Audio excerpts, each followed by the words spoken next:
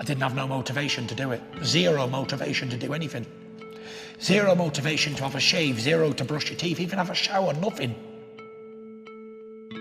I can't tell you in words how I felt, how down I was. When you lose control of your own mind, you're in a bad place.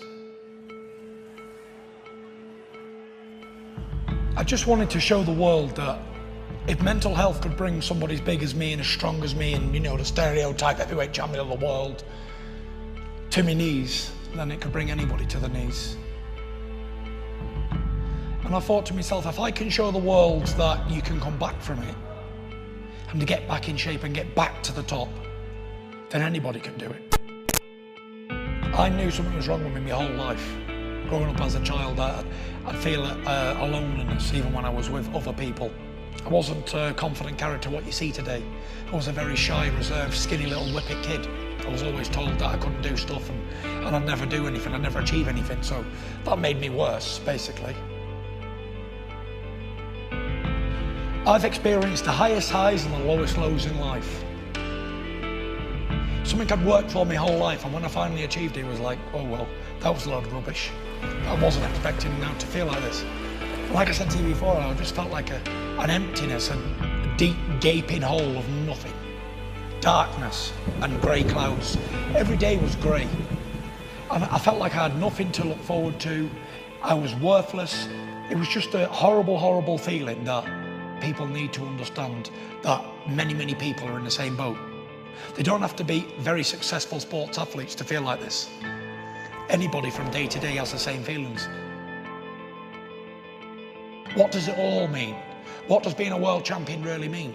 But what I was trying to say was, what does it all really mean when I'm not well on the inside? I was in a position of power. I had glory, fame, achievements, money, a family, all earthly assets that one could want. But it meant nothing, so they couldn't understand why would this man feel like this. The repetitive thinking, the same stuff day in, day out, and it won't go away. And the more I'm trying to think, right, I want to be positive, negative, negative, negative, negative.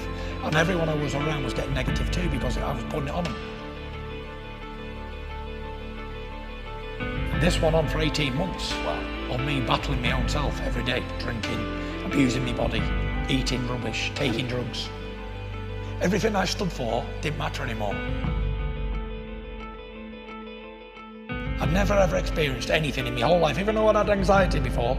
This was the king daddy of all anxiety attacks. I was so sure I was gonna die, but nothing mattered, I didn't care. All I wanted was atonement for my sins. I can't tell you in words how I felt, how down I was. When you lose control of your own mind, you're in a bad place. And it's a silent killer. It's almost like carbon monoxide poison. You can't smell it, you can't taste it, you can't feel it, but you die. The way I explain mental health is you bottle up and bottle up and bottle up and then it just explodes. You can't bottle anymore. And that's when you're having your bad times. And I was drinking every day, something I'd never done in my life, to try and wash me sorrows away. But it come to a stage where, well, that's one way of doing it. Well, I'm going heavier and heavier.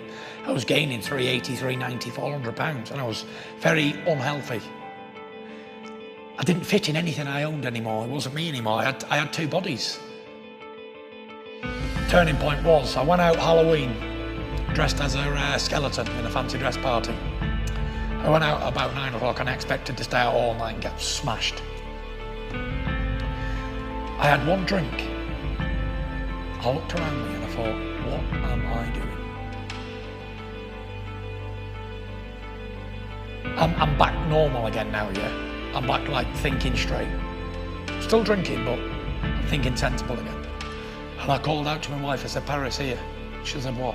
I said, tomorrow. I said, I start to turn my life around. I said, I promise you. I said, I'm gonna do it. I'm definitely gonna do it. From that day, I got my tracksuit on in the morning and I was going to run 2 miles. I got about 200 yards and stopped. And I thought, right, I can't run. I've run all my life, I've always been a very good runner. And I got 200 yards and I was totally gone. I could feel my belly moving on them. It wasn't like a fat like jelly, it was like solid brick. It was a horrible feeling. I thought, okay, I'm going to walk the rest, and I walked. And every day I'd go out on the canal and I'd do a little run in my sweatsuit. And every day I'd get a little bit further until I was doing 4 or 5 mile again. And then I come back and I worked my way back, and we worked repetitively, day in, day out, day in, day out. And at that time I was still sleeping with the light on. I couldn't sleep in the dark. You need to stimulate the mind. And I think training is a perfect way to do it. Working out, exercising. Whether you can do a lot or a little, you must do something. I give myself short-term goals and long-term goals. And I plan things more now. Where if I'm just not got anything on the horizon, I tend to wander and my mind goes AWOL. But when I've got something on planned and I've got things going and I want to do this, this and this, even if it doesn't have to be big things, it can be small, tiny goals that mean something to you as a person, as an individual. I'm very, very sure that working out and having a routine in your life is the answer for mental health problems. I want you to know that every day for 2 years was very grey and dark for me.